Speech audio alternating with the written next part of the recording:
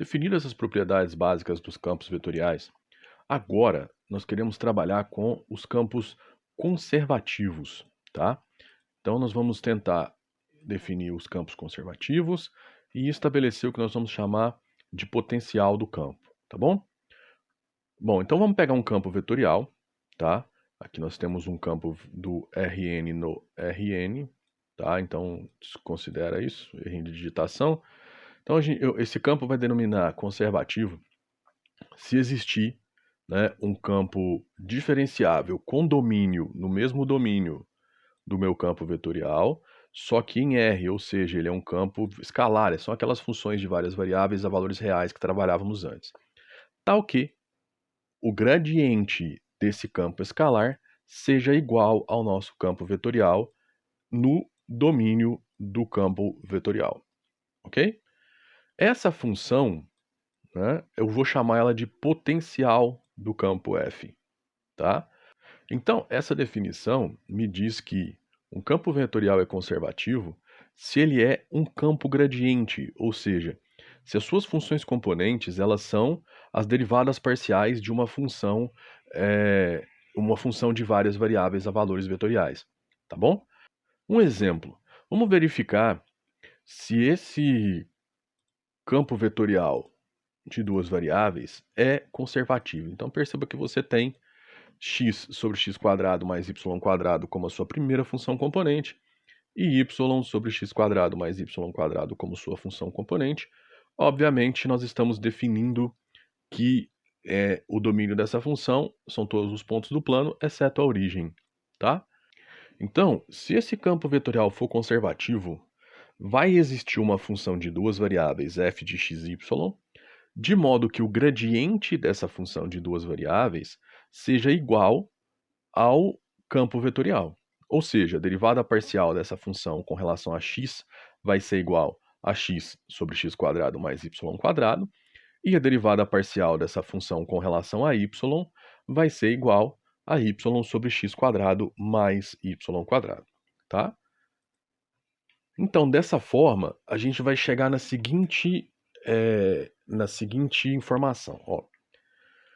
Aqui, para a gente descobrir qual é essa função, que vai ser o nosso potencial, a gente vai ter que usar uma estratégia muito similar ao que é usado para resolver equações diferenciais de primeira ordem exatas. Tá? É uma lógica muito parecida. O que você vai fazer? A sua derivada parcial do potencial com relação a x é igual a essa função. Então, o potencial é a integral dessa função com relação a x. Então, você vai considerar o y como constante. Tá? Então, aí você vai aplicar a sua regra de integração, né?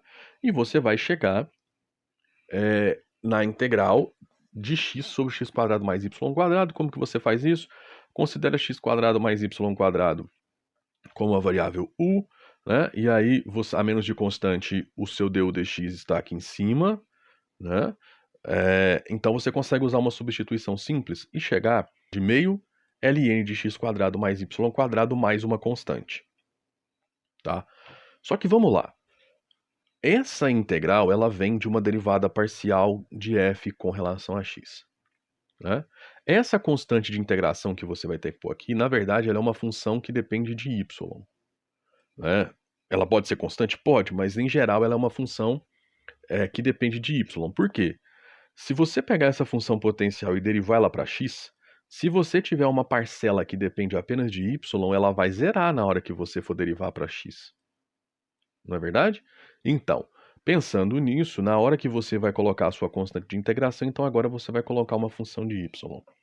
Então, para descobrir qual é o potencial do meu campo, basta eu descobrir agora qual é essa função g de y. E para isso, eu vou usar a função que eu encontrei e a informação de que a derivada dela para a variável y é igual a y sobre x quadrado mais y quadrado.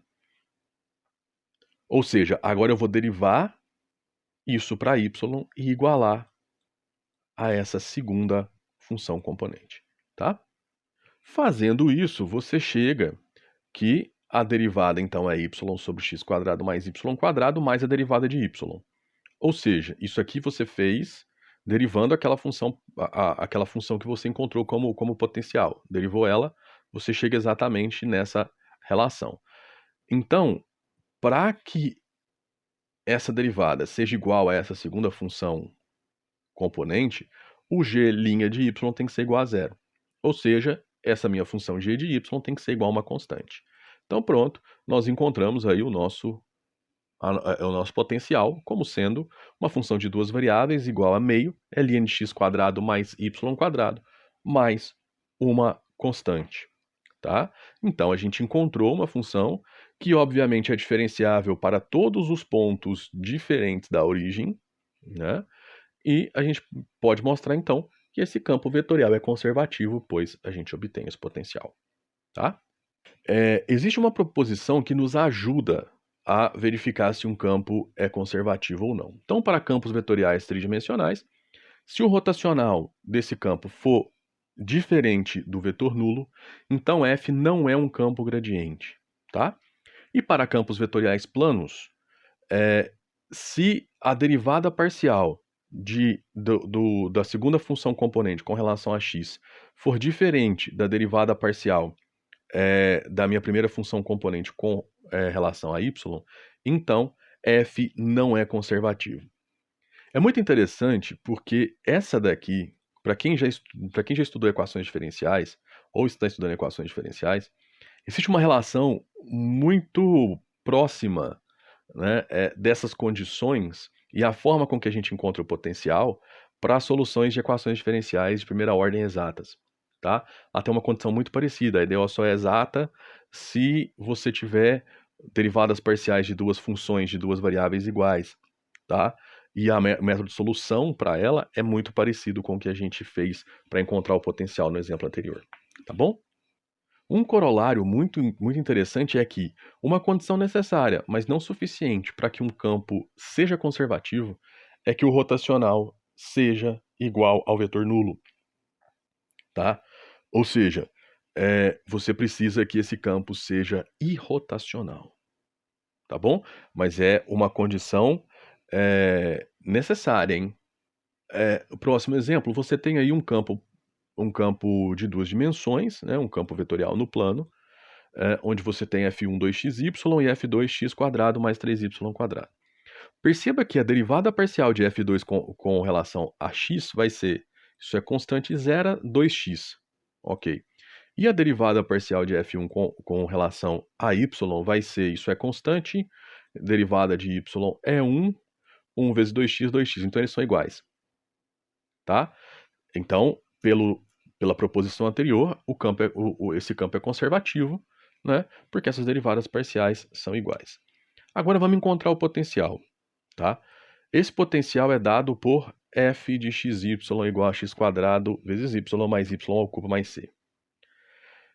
Então, a gente vai tentar encontrar esse potencial. Perceba que, usando a proposição, você determina que o campo é conservativo, mas você não tem o potencial. Né? No outro método, a gente encontra o potencial para determinar se o campo é conservativo. Tá bom? Então, para encontrar esse potencial, basta a gente lembrar, então, que tem que existir uma f, tal que o gradiente da f tem que ser igual ao campo vetorial que eu tenho.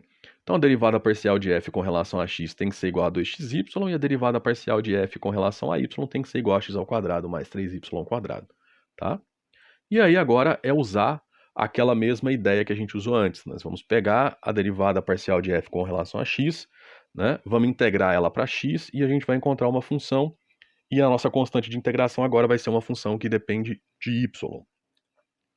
Aí a gente vai derivar essa função que a gente encontrou para y, igualar com x ao quadrado mais 3y quadrado, que é a nossa f2, e encontrar, na verdade, que o nosso potencial é exatamente o que a gente tinha antes. Ok? Algo muito simples de fazer. Fiz aqui de uma forma mais direta, fica como exercício para vocês fecharem essas contas. Tá? Existem fórmulas para se determinar o potencial. Então, pensa o seguinte, se você não gostou muito dessa abordagem que a gente dá, né, de integrar, depois derivar e tal, existem fórmulas para determinar o potencial de um campo conservativo, tanto plano quanto no espaço. Então você pode casar essas duas informações, pegar a proposição para verificar se o seu campo é conservativo ou não, e depois usar essas fórmulas para determinar o potencial, tá? Então, como que você vai determinar o potencial no plano? Então, vamos supor que você tem um campo vetorial no R2, tá? De classe C1, tal que as funções componentes satisfazem a igualdade, ou seja, ele é um campo conservativo, tá? O potencial de F vai ser dado por essa sequência de integrais aqui, ó, tá? Então, a integral de f1 dx mais a integral de f2 menos a integral da derivada parcial de f1 com relação a y, dy mais c. Bom, então, o que que você tem que entender aqui? Você tem que entender que você tem que fazer isso aqui primeiro. Faz essa parte primeiro, e aí você calcula essa integral. E aí você calcula a integral de f1 e soma com uma constante, tá? Esse vai ser o potencial. Essa fórmula é obtida com aquela ideia que a gente resolveu os outros dois exemplos sobre o potencial no campo, tá? A gente vai ter uma fórmula muito parecida para o R3. Mas antes, vamos falar sobre um exemplo. Vamos pegar o mesmo campo vetorial que a gente trabalhou antes, né? Então a gente já sabe que ele é conservativo, ok? Vamos usar outro método então para calcular esse potencial. Então aí, ó, observa, é só você substituir, né?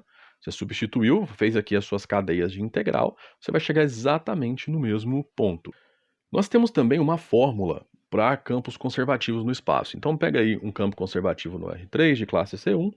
Se o rotacional dele for igual ao vetor nulo, ou seja, se o campo for irrotacional, então F é um campo conservativo, tá?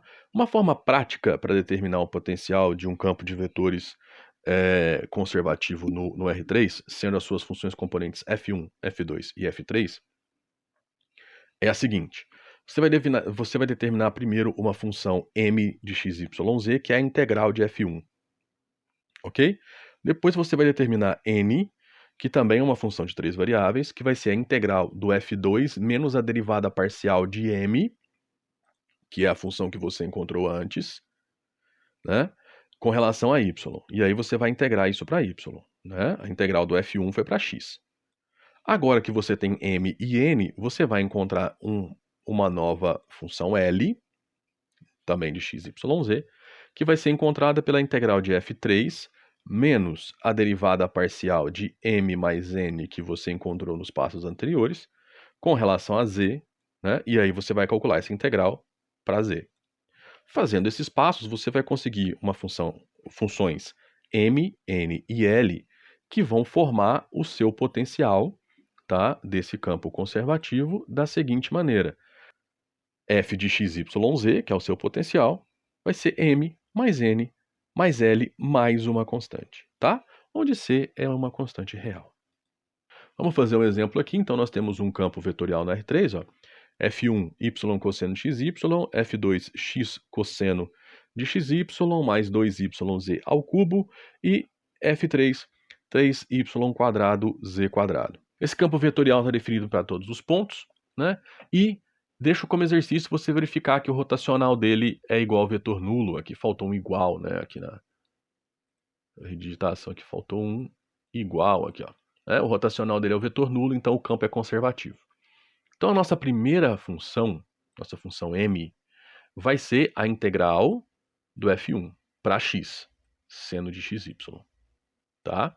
O nosso n2 vai ser a integral do f2 menos a derivada parcial do m para y, tá? Então você vai pegar esse m e derivar para y, então vai ser f2 menos a derivada desse para y, tá? E aí você vai ter 2yz ao cubo, dy que nos dá y ao quadrado z ao cubo como o seu n, tá? E aí agora basta você encontrar o seu L, tá? E aí eu vou deixar para vocês mostrar, né, como exercício, mostrar para mim que o f3 menos a derivada parcial de m mais n com relação a z é zero. Então, o nosso L é igual a uma constante, tá? Então, o potencial é simplesmente m, n, na verdade esse aqui é o n, né? n, m, mais uma constante, mais uma outra constante, que aí eu aglutinei essas duas constantes aqui, nesse C, tá? O K mais C1, eu aglutinei ele no C, ok? Então, aí você encontraria o seu potencial. Ah, eu consigo encontrar esse potencial fazendo igual a gente fazia antes, com aquela técnica? Consegue da mesma forma, né? Você consegue da mesma forma encontrar o potencial, tá bom? Você só vai ter um passo a mais para trabalhar, ok?